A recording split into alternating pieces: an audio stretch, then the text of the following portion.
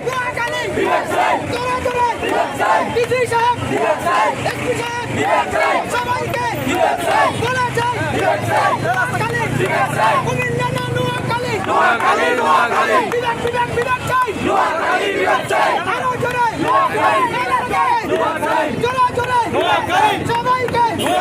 বলা যায় একই গলায় একই সুরে আরো জোরে